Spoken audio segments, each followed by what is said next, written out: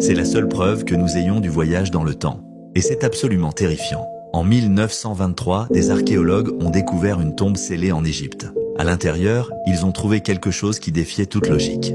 Une photographie datée de 1987. Elle montrait un homme vêtu de vêtements modernes debout devant la tombe, tenant un appareil photo. L'homme a été identifié comme étant Elon Huck, un scientifique qui a disparu en 1987 alors qu'il travaillait sur un projet top secret du gouvernement appelé Chronos. Le but du projet était de déverrouiller le voyage dans le temps, mais il a été abandonné après que Huck ait disparu sans laisser de traces. La photographie portait un message glaçant inscrit au dos.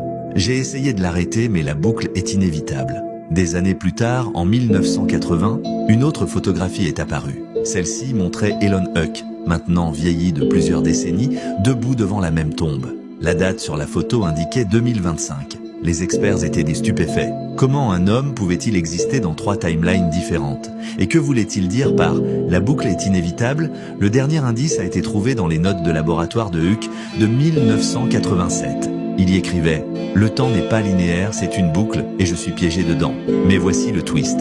En 2023, une équipe de chercheurs a décidé de rouvrir la tombe.